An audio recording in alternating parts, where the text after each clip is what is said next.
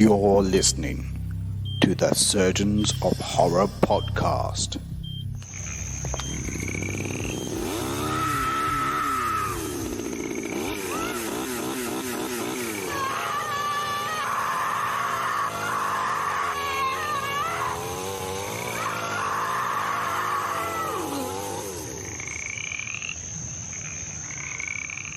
Hello, welcome to the Surgeons of Horror podcast. Its purpose is to dissect and discuss classic horror films one at a time.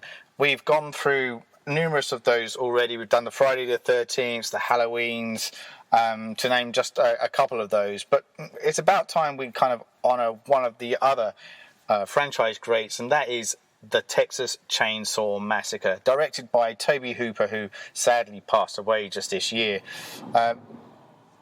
In order to do that, we need a team of horror aficionados. So first up, let me introduce you. There's yours truly, Paul Farrell. I'm the lead surgeon, and I'm joined today by Nick Alford. Hello, mate. How you going? I'm good, buddy. How are you? Good. Ready to get stuck in? Ready to get stuck in. Yeah, let's rip this one open. It's an interesting one because one of the things I was kind of looking at before we kind of get into the guts of the piece is that when you look at the canon of horror films, and if you will, slasher horror kind of icons, Leatherface came way before your Michael Myers, your Jasons, and your Freddys.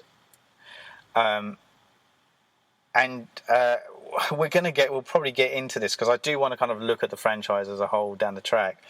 But when you look at the franchise, it's probably one of the weaker ones because it just never has repeated the formula that makes this particular film so good. Yeah, it's the only one I've seen, but I can't imagine that they didn't get better with age. I don't think.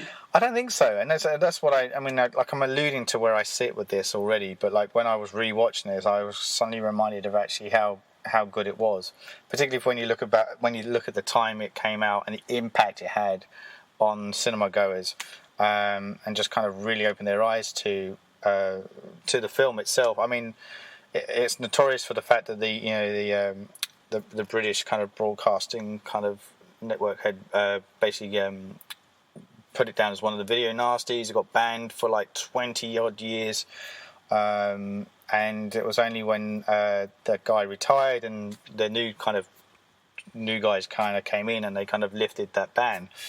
But yeah, for years, like from the UK, I mean, we're both from the UK, yeah. You couldn't watch it without obviously getting a pirate copy of it. And that was its appeal.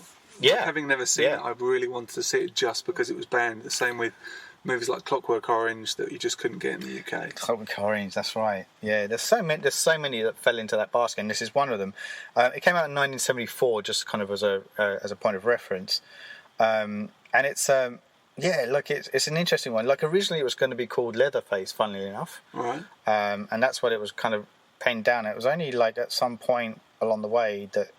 I don't know which of the... I don't even think any of their cast, or the producers can own who actually came up with the title. But somewhere along the way, Texas Chainsaw Massacre came up, and that's the one that kind of stuck.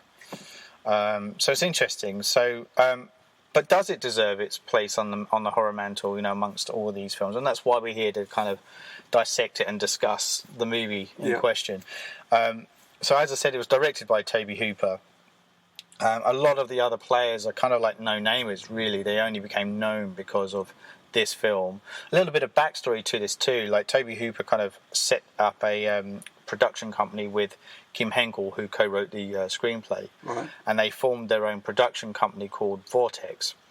But because of it took so long to kind of get the making of this together, and they kind of ran out of financing by the time it came to. So they did all the shooting and everything, and by the time it came to the production stage, they kind of ran out of money. So they ended up having to sell their own rights to the production company that they owned. All right. And then another company came in and took over the rights of distribution.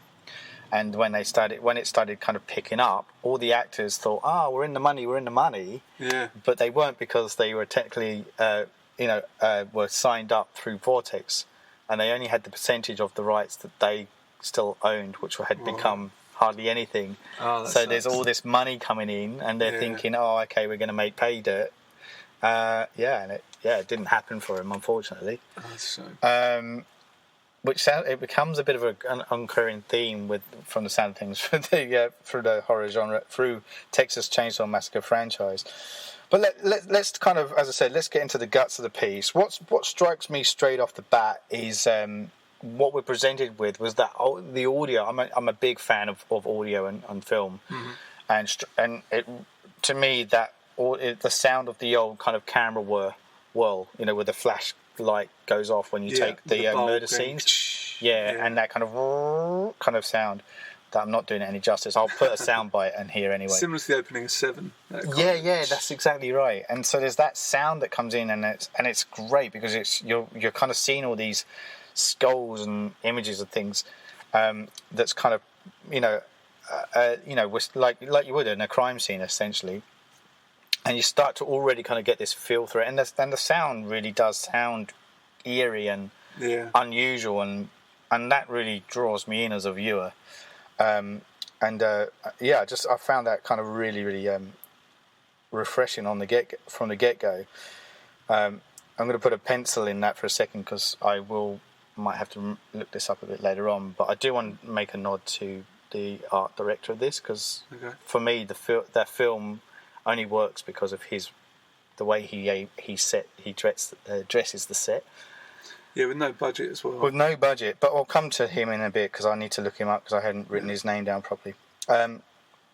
So what we're presented with from the beginning is this, we're set up and it's got this kind of whole real story feel to it. Like it's almost like we're watching one of those "this really happened" scenarios. Reenactment of a doco. Because it's got that kind of narrative at the beginning which goes, in 1973 a cemetery was kind of desecrated, and you make it sound like the A-Team.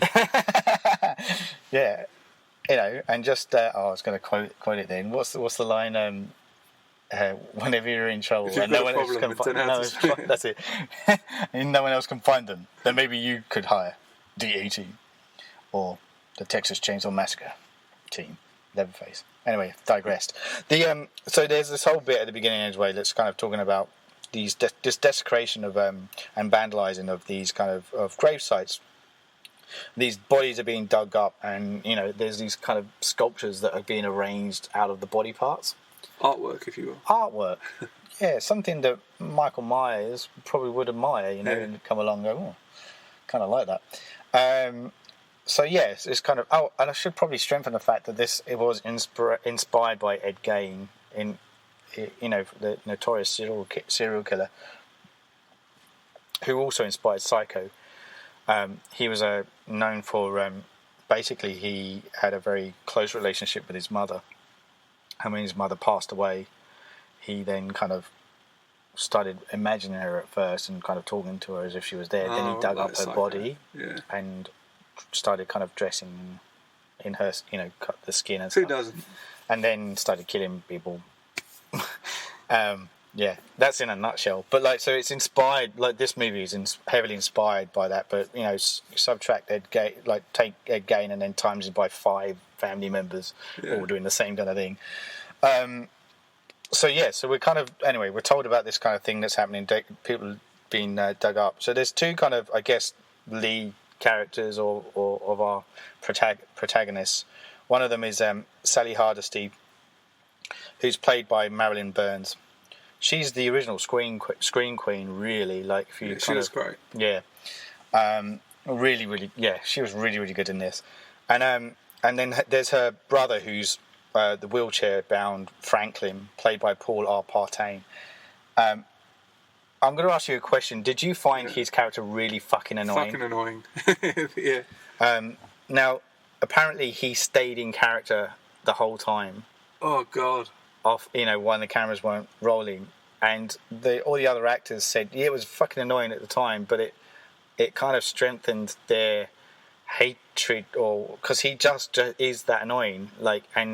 So when they are on the minibus thing with him, and the old camper van, and he's behaving the way they are, their reactions are quite genuine, because by that point they're like just fed up with Just it. over it, yeah. And I think that kind of helps, the delivery of the performance that we see on screen, and which is kind of interesting, kind of take on him, or Paul Partain's kind of, because apparently, they all said, when they got to know him after the shoot, he realised he's actually really nice guy. It's called acting. Yeah. But yeah, interesting. So anyway, so these two. So just to refresh their names, so there's Sally and Franklin, and they're concerned because their grandfather's grave might be one of these ones that's been vandalised, and so they go on this kind of road trip, if you will, with 3 other people. So there's Sally's boyfriend Jerry, played by Alan Danziger. Her best friend Pam, played by Terry McMinn, and there's Pam's boyfriend Kirk. When they get to the graveyard, they discover it's intact still, so it hasn't been desecrated. But while they're there, they think, let's go and see the old family homestead and go check it out, because that's where they grew up, or they spent their holidays there, I think, from memory. On the way, they kind of pass this slaughterhouse. And Franklin does this whole kind of, slaughterhouse, Granddad kind of went in there and, and they talk about... That's uncanny, man. Anyway, he starts... Yeah, anyway, talking in the back of the throat. But he's like, he talks about, and he gets kind of a bit, he does get a bit kind of overly animated in this, talking about, in the old days they used to bludgeon them over the head, these animals, but nowadays they just use the cattle prod gun thing. I don't know what they're called, the ones that you just kind of shoots the metal out straight into the head. Like a piston on it. Yeah. And they just use that because it's apparently more... So he's kind of talking quite detail about that. Then they come across this hitchhiker. Yeah. Who you wouldn't pick up any day of the week. Who you would never pick up through love nor money. Yeah, Edwin Neal plays the hitchhiker, and he's still quite an advocate kind of player on the, on the circuit, so he goes around on all the showcasing kind of. Yeah, he was quite vocal when Tobe Hooper died. Yeah. He Gave does him a lot his of. big break and everything. Yeah, well, that's right, and I think he's more like he does a lot of voiceovers for commercials. He's quite like, if you watch any of the documentaries with him in it, he's really quite animated, and you can kind of see how he could be this hitchhiker guy. He kind of, I think, like he turned up to the audition and he was just being quite eccentric and quirky, and that's what stood out, and they're like, this guy could be kind of perfect, and he got the role. And so he's a big kind of campaigner for the original film. It's great, and his performance is fucking nuts as well. Like he's really quite. If you look at I guess, what is it? There's 4 protagonists, isn't there? So you've got the uncle kind of brother character, you've got the hitchhiker, you've got obviously Leatherface and Granddad. Yeah, and then whoever else is in the other chair, which I'm assuming is the mum. Yeah, but we never see her. Never see her, no. There's no mum figure in it. And actually, interestingly, people have commented about how Leatherface kind of takes on the maternal character. People have said he's quite effeminate in the way he behaves. He wears a mask with lipstick on. Mask with lipstick. Yeah. He's in, we're talking like a very kind of... I'm trying to be... as PC as possible, but in the time this was released, it was still deemed the woman was in the kitchen kind of scenario. So he spends a lot of time in the kitchen area as well, and he's the one that's chops up the bodies, and yet he's the most aggressive character we see as well. Yeah, because the guy who's labelled old man, who I think's like an uncle/brother. Yeah. He's the cook apparently. Yeah. In the movie they tip him so that they have their designated roles, I guess. That's right. But also they don't really reference the other guy who's at the petrol station with him, who washes the windscreen.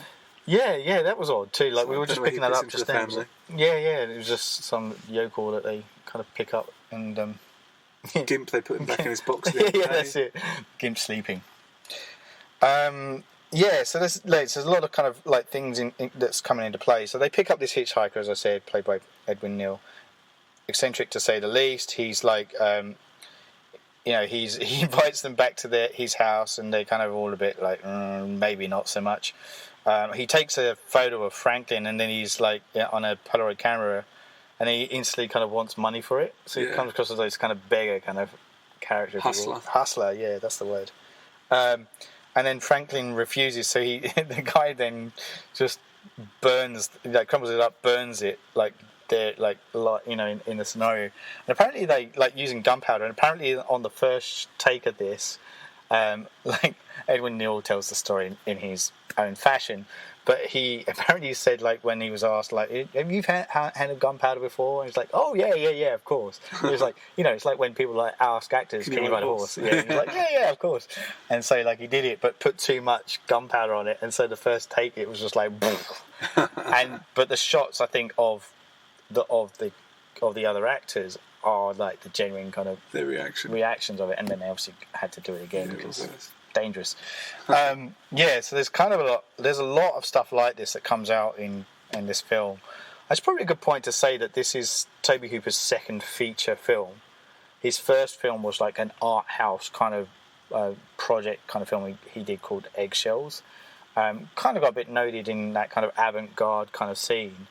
And so when you know that and you watch this film, there's a lot of this kind of ad hoc kind of guerrilla style kind of shooting that's going on, which kind of lends itself to this kind of artistic view.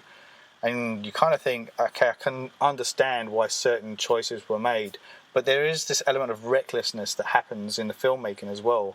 And a lot of people kind of have voiced how kind of unprofessional it was in some places. And that's another example of that, like this kind of handling of the gunpowder and stuff. And it was quite a haphazard shoot, wasn't it? Yeah. There was one point where they were talking about, they ended up kind of shooting the whole way through the night because they only had this. The actor who plays the uncle character, they only had him for one more day, and so they kind of just had to kind of keep using him. And so this is all in the interior house stuff, and they were trying to burn animals and like it's just crazy stuff that's going on, and the smells were going off, and it got all a bit out of control. Nice. And they were like, and so just like and they just kept saying it, like just kept going on, and it felt like the shoot was never going to end. So anyway, so as I said, the hitchhiker kind of he gets a bit angry, sets fire to the film, and then he gets hold of Franklin's knife. Pocket knife, and then manages to actually cut. Does he cut his own hand? Oh yeah, he cuts his own hand, doesn't he? First, and then and then he cuts Franklin as well in the process. So they manage to kind of throw him out of the van, and then he smears this kind of blood on the van, which they kind of realised later on that was probably a marker. A marker, yeah. So they could spot it again, presumably. So they then notice that they're running low on fuel, and that's when they kind of stop at this kind of really remote gas station, which has become quite a signature location in horror movies. Yeah, a bit of a trope, isn't it? Yeah. And when they get there, there's this old kind of guy who runs it. There you go. This is the actor's name, Jim Sido, and he tells them that that they're out of fuel. But the gas tanker will be coming later in the evening to fill up the tanks. And this old guy kind of learns that they're going to the old Hardesty home, and he tells them not to go there. People who live around here are not receptive to strangers. To say the least. Yeah, exactly. But they decide to go there anyway. Basically, while they think they may as well do it while they're waiting for this petrol tanker to turn up, so they could get more gas. So Sally and Pam go off into the house to have a look around. Franklin is left on his own at this point. Yeah, downstairs blowing raspberries, which you kind of liked. We're annoyed. And it's kind of frustrating because he is like the one that's the fact that he's annoying aside, he is the third spoke in the wheel, if you will. Like he's like there's two couples and him. Yeah. So like the two couples are going off doing what couples do, fooling around, and so he's kind of left on his own. So he's getting a bit pissed off.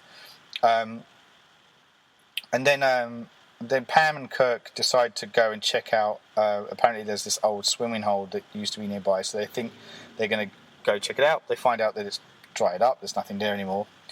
And at this point, Kirk hears that there's this kind of gas generator going off, and he thinks, oh, they might actually have some gas, so we could kind of ask them for it. And this is where they end up at this kind of large farmhouse. There's lots of these kind of bits and pieces all over the place, like abandoned vehicles and things. Kirk finds a human tooth on the porch, picks it up, takes a look at it. That's not suspect at all. No, not at all. He knocks at the door, there's no answer, but he kind of is lured in because he kind of hears this strange animal sounds. So Pam stays outside, she's kind of like sitting on this swing. Yeah. Park swing, bench swing. On the veranda, yeah. While he goes inside the house. And literally in a few moments, there's this kind of huge guy who is the first time we see Leatherface wearing this weird mask. He appears and then bludgeons him over the head, Kirk that is, over the head with a sledgehammer. And then kind of the body just starts convulsing and twitching on the floor before he pulls him up like this ramp, which kind of looks like an old slaughterhouse. It's got this image of what a slaughterhouse with a hard metal door. Yeah, and he slams the door across, which is quite a famous scene in the film. Interestingly, like Tobe Hooper did a lot of studying on the effects of humans and or animals when they're tortured or in this case bludgeoned over the head, and he read about how the body spontaneously spasms and stuff, and that's why he got the Kirk character to do that, to make it as realistic as possible when he literally if a sledgehammer was to go crushing through your head. So there is no shying away from trying to make this as gritty and as real as possible, which is one of the reasons why it stands out as such an iconic film, because at the time of this release, so it was 1974, I was saying to you offline, but in 1968 Night of the Living Dead came out, and it was the first film that kind of steered away from your, I guess, like your Draculas and kind of Wolfman kind of traditional monsters. Yeah, and it just set up this kind of zombies thing. And this particular movie, Texas Chainsaw Massacre, which came out 6 years after that, was the first time it was just about ordinary people in the middle of nowhere. Could be anyone, and they're the ones that are going around, or just scary. They're just killing people. So that's really what frightened people most of all, Kirk's killed off, so then Pam's outside on her own. She kind of wonders where he's gone to. Then she goes into the house looking for him, and this is where she stumbles into this room, which is just littered with these feathers and bones and all sorts. Yeah. So the guy that's the art director for this film, for Texas Chainsaw Massacre, his name's Robert A. Burns, and so he basically sat up all night dressing this set. He was pulling, apparently they would be talking to him and he goes, oh, okay, I've got an idea, and he'll go off and spend all this time and he'll come back and then create this set, and he was just finding bones and bits and pieces all over the place, and for me this movie wouldn't be the movie it is without his art direction, because it feels dirty, it feels gritty, it feels horrible, and a lot of the time the actors wouldn't have seen this set until the cameras are on, so they kind of pull them in and cameras roll. So they're getting this kind of awful smells of chicken orifices and you can only imagine. And it's really, really quite interesting. So I've got to take my hat off to him, because he's an amazing, amazing kind of stuff that he did for this film, and really, really, really cool. What was I else going to add to that as well? Oh yeah, so that signature shot at the beginning with the armadillo, the dead armadillo, which I kind of glossed over. It's kind of it starts with the armadillo, pans out, and you see the camper van drive past. That's his pet, apparently, but apparently, and there's a bit of an ongoing argument. Apparently, Robert A. Burns has said that Tobe Hooper wanted him to kill it, so it was proper roadkill. Wow. And Tobe Hooper said, "I never said that." But apparently, when they were first doing it, in the script, it was meant to be a dead dog. Right. And it starts with the eye, shot of the eye, with the sun, the reflection of the sun, and you realise it's the dog's eye, and it pans out, and then the car pulls up. And so when they were out there was a dead horse. They came across a dead horse, and they were How lucky is that? that's right. They were originally like, let's do that, but then there was like an ethics thing that came into it, and it was like, maybe might not be able to do that because an ethics thing when you're doing Texas Chainsaw Massacre. Yeah, man. We can't show dead horse people. Come on. So that's when they came up with the idea of this armadillo, and it's become like you see it on a lot of the DVD box, covers. There's a Really, picture it of just didn't stand out for me at all. Right. Yeah. Okay. All right. Anyway, so my point was that he just did a lot to this film. He would actually go on to do. He did Reanimator. Yeah. He did The Howling. Yes. The original The Howling. And The Hills Have Eyes as well, in amongst his canon of work. So there's some really kind of signature kind of films that he did, that really stand out in the horror circuit. So anyway, but back to the film. So like as I said, Pam goes kind of in. She's kind of sprawling all like climbing through all this bones and covered in feathers.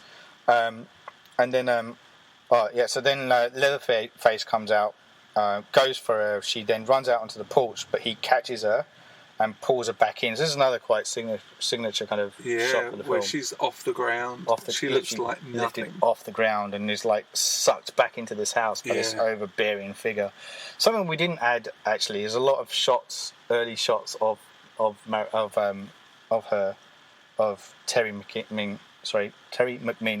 who plays Pam. Right. Which were all kind of shot down low. And she's got the tight red shorts on. Yeah.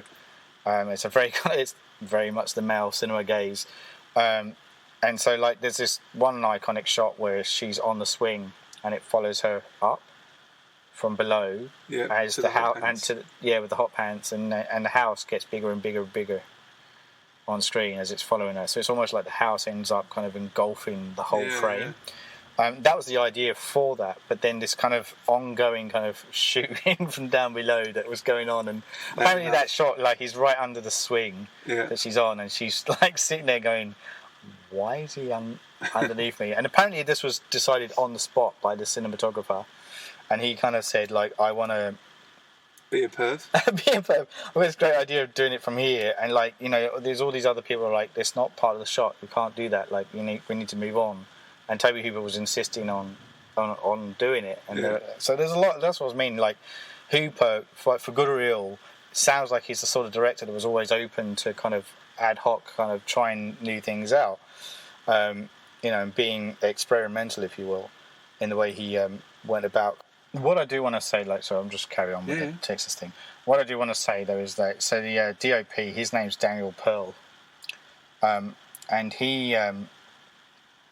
Interestingly enough, so he was, I want to say he was like 25 or something when this got made, and he was studying cinematography at university, and Tobe Hooper kind of came across his name and was like, "Oh yeah, kind of like your work. I want you to come and shoot this thing." And it was the first ever feature film he ever worked on. Okay. And he said, like, when he was doing cinematography, kind of learning at university, he was like, "This is definitely what I want to do for a profession." And he kind of made this wild proclamation to his university friends. He said, "By the time I'm 35, I'm going to make a feature film." And they kind of were like, "Hell, whatever." And then he gets this call from Tobe Hooper while he was still at university, so he was like 25 or whatever it was, the age he was. And he kind of went, "Guys, I think this thing's actually happening earlier than I ever envisioned." So yeah, it's like a dream. That's it, exactly that. But even more interestingly is that he would come to be the DOP again for the remake. Oh right. With the one with Jessica Biel in it. Was Tobe Hooper involved in the remake? No, only as an EP. So, which is kind of interesting, I thought. He also did work on Return to Salem's Lot as well, which was the sequel to Salem's Lot, which Tobe Hooper directed. and no doubt we will talk about that one at some point down the track. Interesting. Like he's definitely had a visual style, and as I said, was learning his craft very much as he was going along. Which then comes back to what I was saying. There is this kind of really loose feel about this film, and even the actors that were working in it just thought it's gonna turn up in some dead end drive-in, maybe do a few screenings, and that will be it. Little do they know it would become the massive film that it would become. It is all very handheld and feels like a student film. Yeah. Oh yeah, it does. Very much so. So anyway, as I said, so the Pam character is pulled into the house. She's kind of kicking and screaming, and then he kind of takes her through to the this back area, and that's where he just hangs her on this meat hook. That's the most effective part in the whole film for me, just because it looks so real. Yeah. And you don't see it. No, you're exactly right. And again, so Robert A. Burns, the art director, he said one thing about that is that he deliberately kind of wanted to have that set up so that there would be no blood at all. Yeah, it's clever. And there's no blood, and yet it feels because then you just see her feet dangling. Yeah. And then on top of that, you pull out to reveal her boyfriend lying there on a slab. Yes. And it's like shit. Yeah. Yeah, it's like it's this is the confronting bit. This is where we realise, oh fuck, they're in some serious danger here. As if the hook in the back was... No, well, no, that's right. So and he hangs her there, and then and we can see, like, as you said, Leatherface is starting to dismember the dead body of Kirk with his chainsaw. Yeah, and isn't there a bucket under her as well? Yeah, I think so. So yeah. like, going to get blood dripping into that later on. Because it's the fact that she can almost sort of see what's going to happen to her next that I love. That's so effective. Like, yeah. Okay, well, it's going to be her turn in a minute once he's done with her boyfriend. That's it, done. Yeah, and that's the thing. Like, can you imagine? Like, I'm going to come to you later. I'm busy right here. You just wait, read a newspaper. And that's kind of like one of the shocking things. Like, I was watching one of the documentaries. Gunnar Hansen, we haven't mentioned his name yet, who plays Leatherface. He was saying how he always treated him almost like he was an infant. And he panics. He's in panic mode the whole time through the film because he doesn't know what to do because these kids just start popping up all over the place. And so he just panics and goes to panic mode and starts just fucking going nuts and dismembering them and killing them. Yeah. And loses the plot. And so, because he just doesn't know what to do, doesn't know how to be because they've never had random people turn up. And let's face it, he's a bit special anyway to begin with, but I thought that was quite an interesting kind of, take on the character. So we've got the remaining survivors there. So just a reminder again, it's Sally and her brother Franklin plus Kirk, Sally's boyfriend. Not Kirk, sorry, Jerry, who is Sally's boyfriend.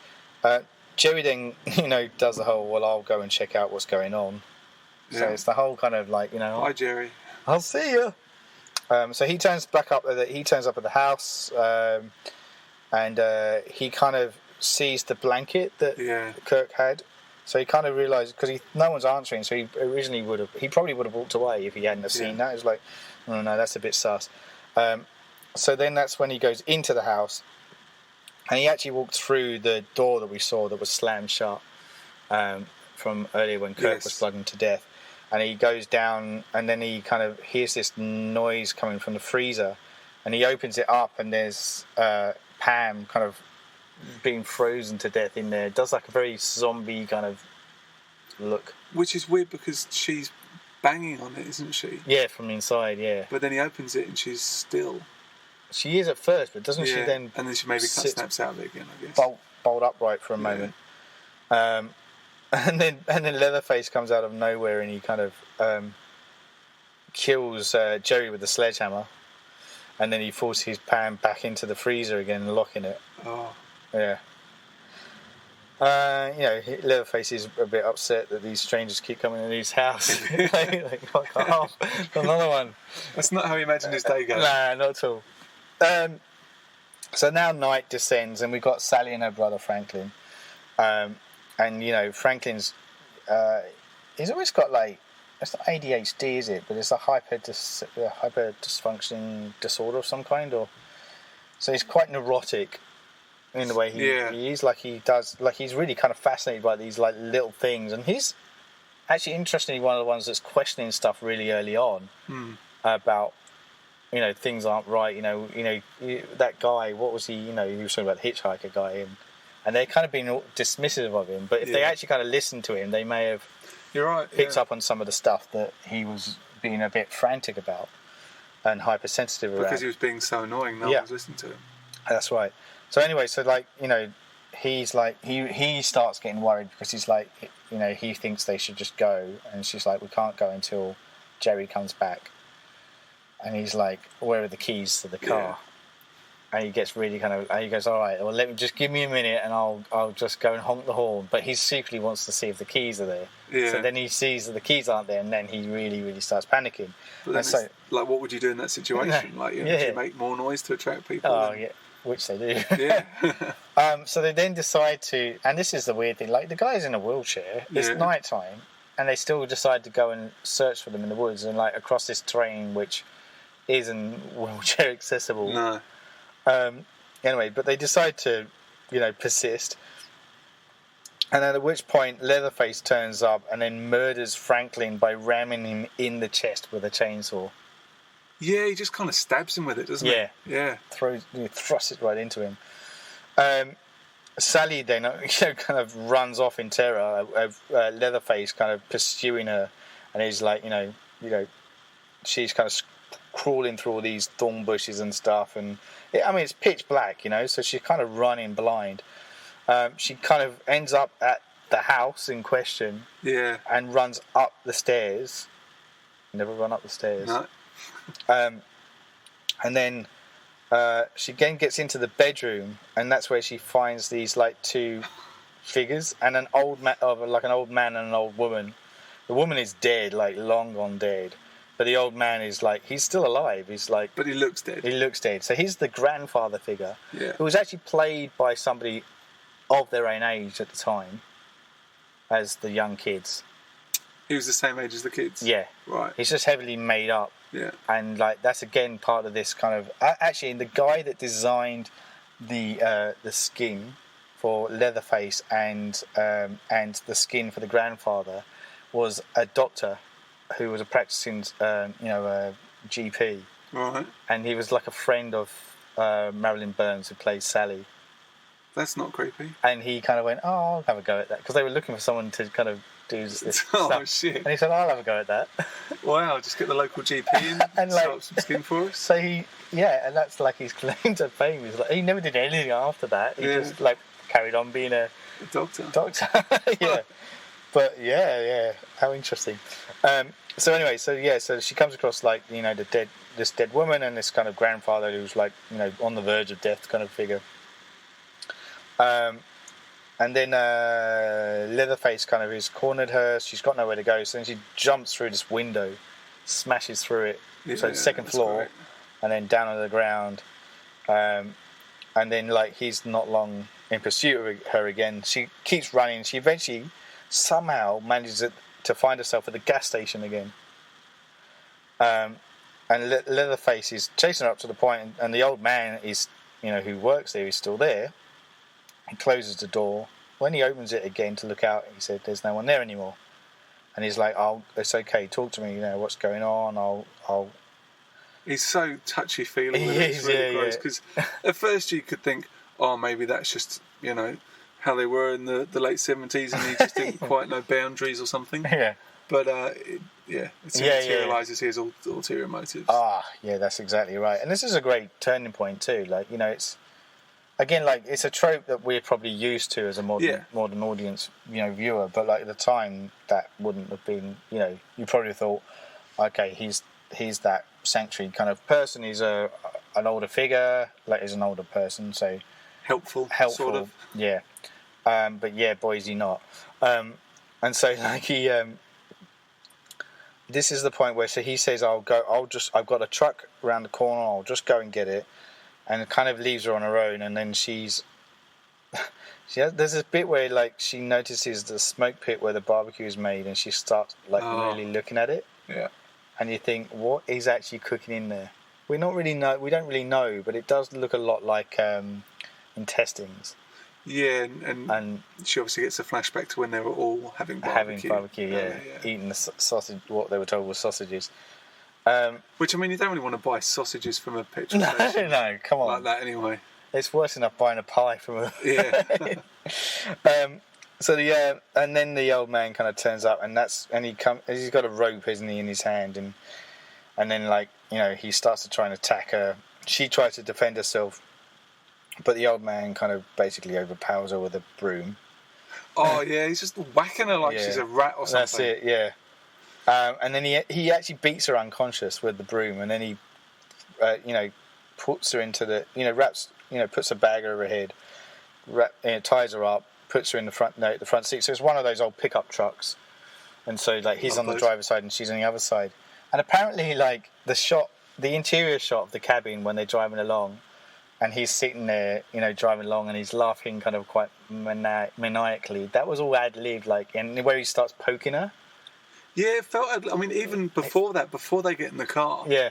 Because he gets out, he stuffs her in the car, gets in the car, realises he hasn't locked up the gas station, hops out again, locks the door, comes back out again and drives off. And it's just, it felt unnecessary, but obviously a bit more real. Yeah. Apparently a lot of that was all kind of ad-libbed by him on the spot as part of his, because I think he was known for being a comedic actor as well. So it's just why it's, he was used to being improvisational on screen or on stage, and so like he was just kind of playing into that within his performance. So this is where he's on the way, and then they come across the hitchhiker guy again on the street. Is that right? I'm just trying to. The guy that we saw from earlier, and they realise that he's also part of the family as well, and they turn up at the house where Leatherface is, and you get, "Look what your brother did to the door," line that comes up when he realises that Leatherface has been left on his own. I mean, that's your first mistake, leaving Leatherface alone. Yeah. Shouldn't be left unattended, that one. No way.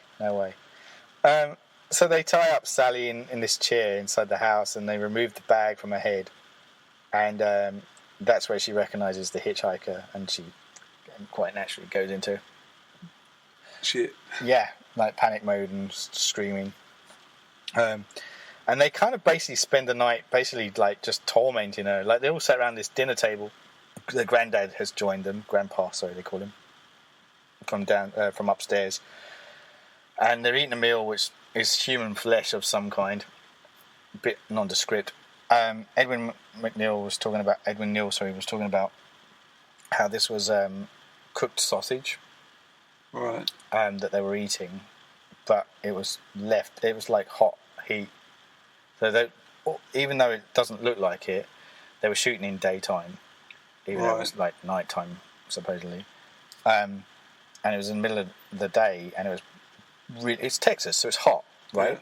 And so this meat's sitting there, and it stinks to high heaven, nice. And they're supposed to be kind of happily chomping along. Yeah, the wonders of filmmaking. You find out that that's the bit where they kind of cut Sally's finger, and they get the grandpa to suck the blood. Oh, that's so grim. And it's kind of almost it's really. This old man just sucking her finger. I know. Oh yeah. Even, like, weirdly, like, everything that happens in it, that's the bit that kind of really got me on edge. I'm like, oh, that's horrible. Just the slopping noise. Yeah. Oh. And then, so then but they decide then to kind of, that's the point where they decide that Grandpa's the one that's going to kill Sally. And there's this whole scene where they have her held over the bucket.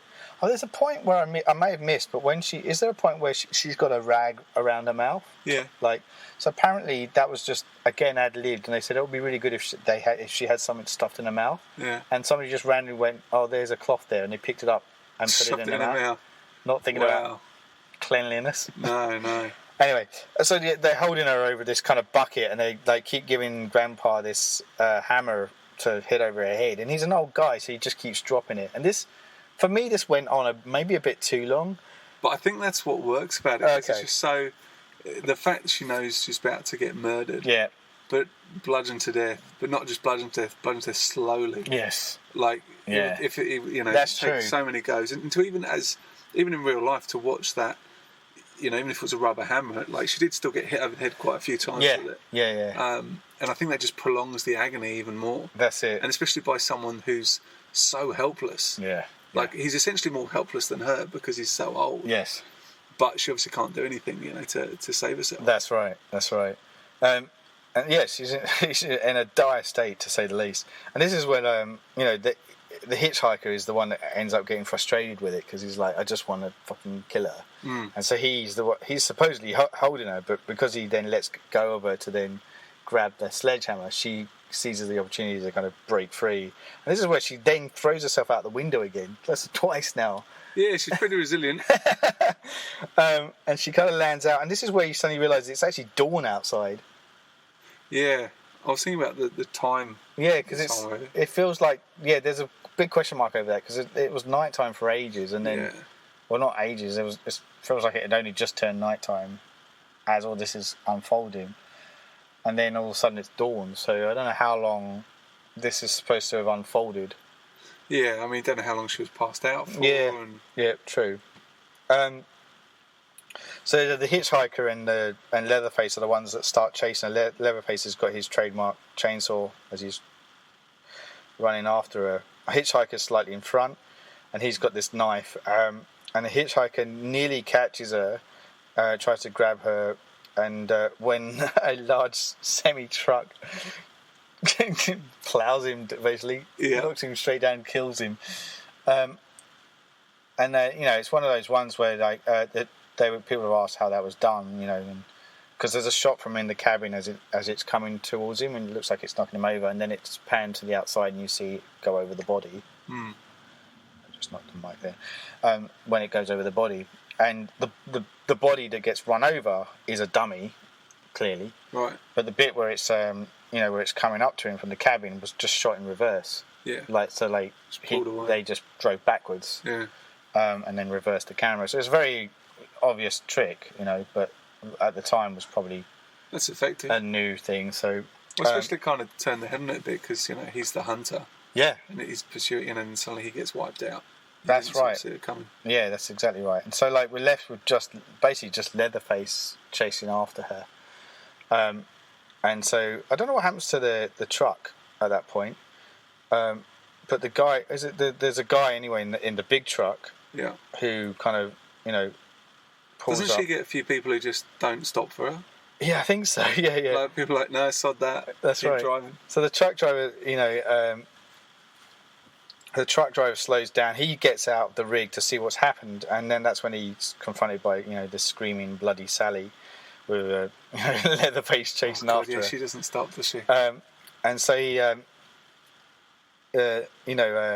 Leatherface then starts chasing Sally and this truck driver around the cab. And then so Leatherface, I didn't realise this, I'm just reading the notes. Apparently the driver throws a wrench at Leatherface, which makes him drop the saw, and it falls and wounds his leg. Yeah. That's what I remember that happening. I didn't realise it's because he got hit by something. And the blade kind of hits his leg at one point, but he still manages to kind of get up. The truck driver manages just to kind of run down the road and get away. But, Sally is still being pursued, at which point a pickup truck then drives past, and Sally kind of climbs up into the back of it and just pounding on the truck to kind of go. Leatherface tries to chase her, but the pickup driver just pulls away. And then Sally laughs really crazily. And I'm just going to add at this point, so when they had shot and completed everything, they thought it was a wrap, and then Sally, the lady that played Sally, Marilyn Burns, I always get her name wrong, she gets a call from, I don't think it was Toby, I think it might have been the DOP, and he just kind of went, yeah, we didn't get it. And he was like, what do you mean?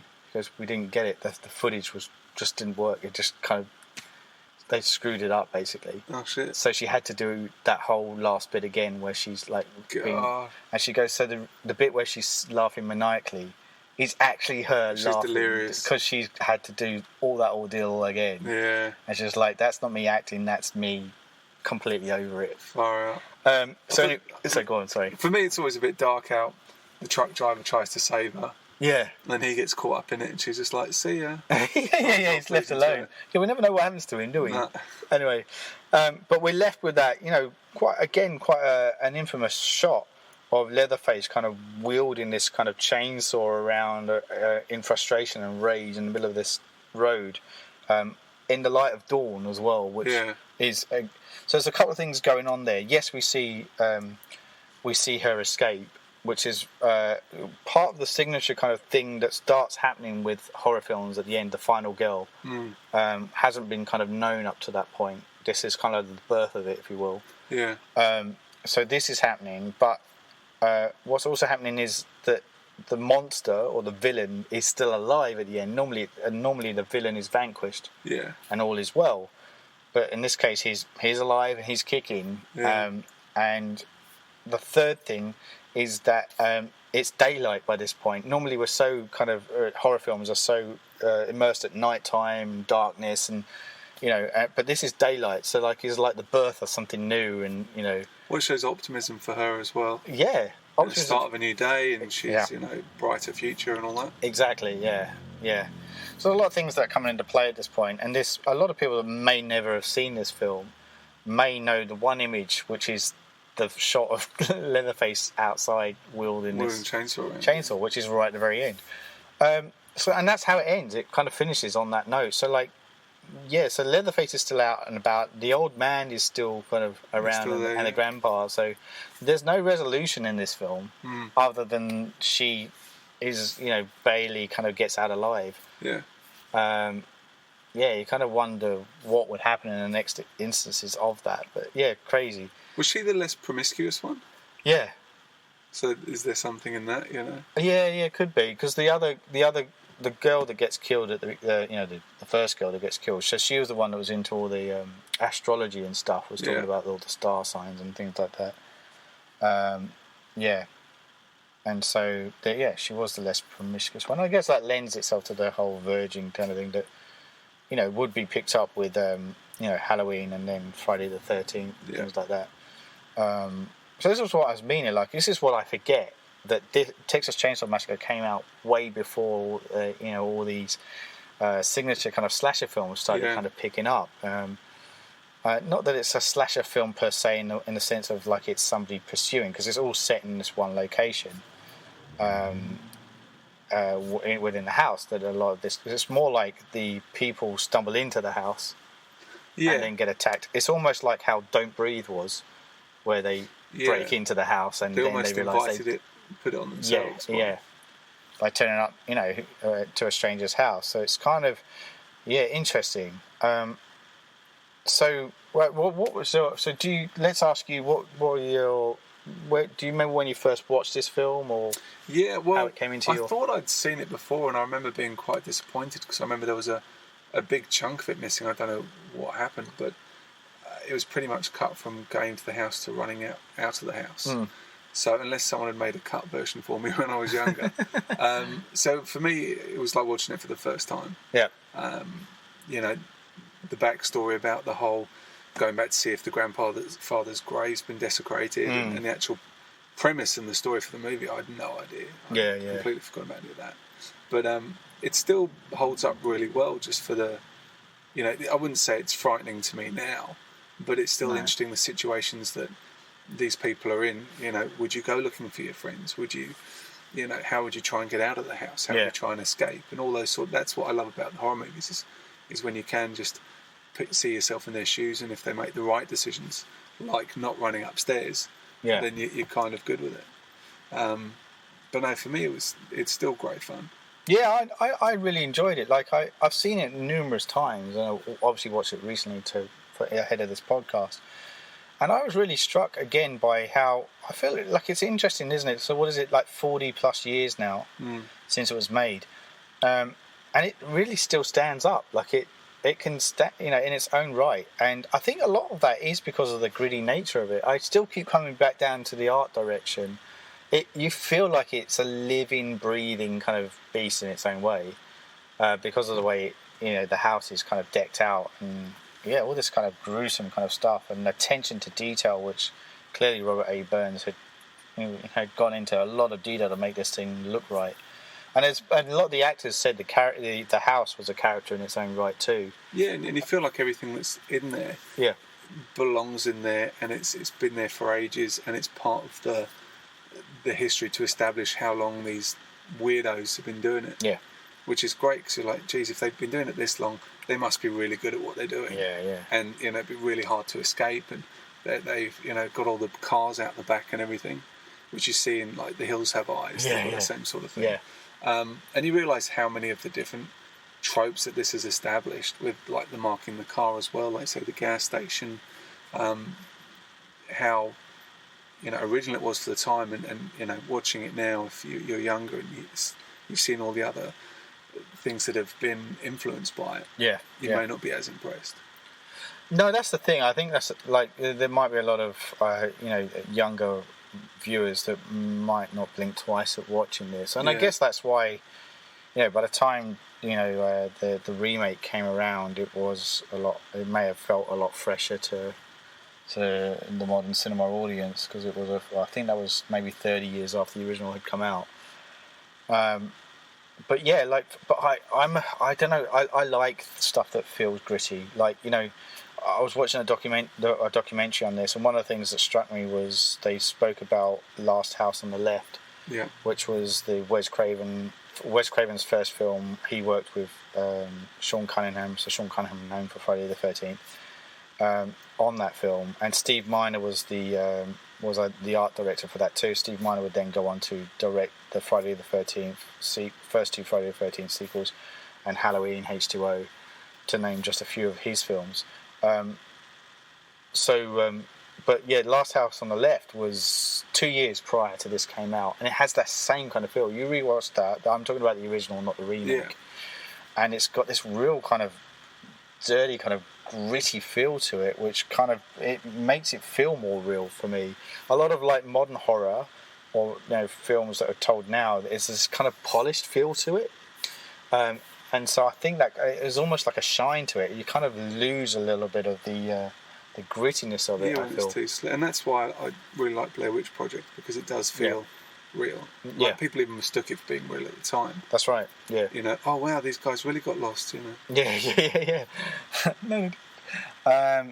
So like I think that's what struck me again when I was watching this. Like, I was like, it's like I recommend, if anyone's not watched this, if you're a fan of horror and you haven't watched this, I really suggest you go and watch it. I think you're right. I don't think it's scary anymore, but I think it's got a lot of things still ticking along with it. Like, a lot of the boxes are ticked there, which we now recognise in horror films. And I think, the guy that plays Franklin, like, he's a fucking annoying. Like, I remember that's one thing that struck me, is that I remembered, is how annoying he was. And he's still annoying when you rewatch it.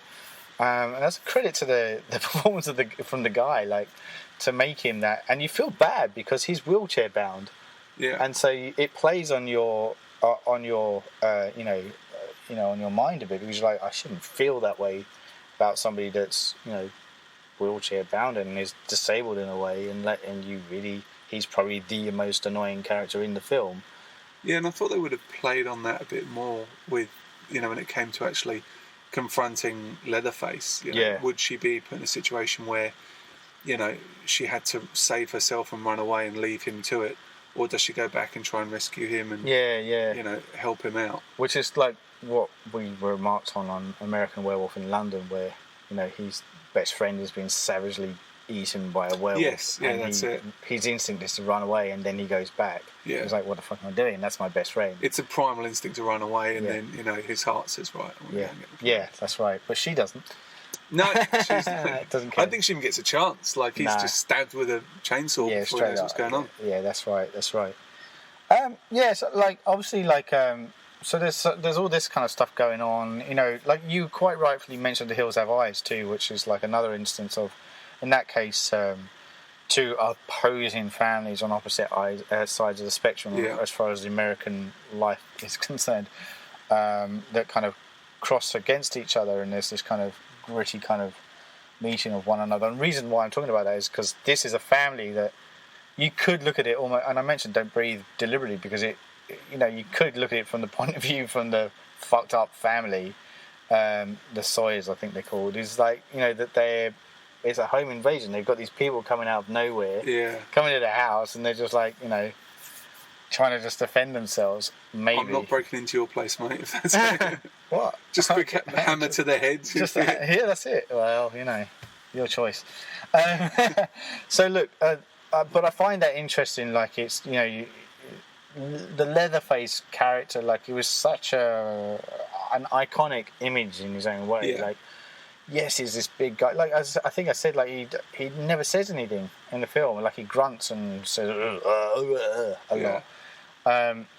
Which is again like a very if you look at those like they again keep talking about Michael Myers and Jason, they never say anything either, unless you're talking about the Rob Zombie versions of Michael Myers. Let's not. But they don't, and that's part of the menacing part of that is that you just don't know what's lurking behind this mask, other than this kind of living, breathing kind of fucked up entity that's just out to murder you. Yeah. And he just looks unstoppable. Yeah, because he's a big guy. He's a big unit, as they say. And it's also his territory, his home. Yes.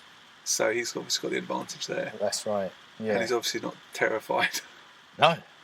Well, if he is, he's hiding it well behind the mask. He is. Yeah, maybe he is.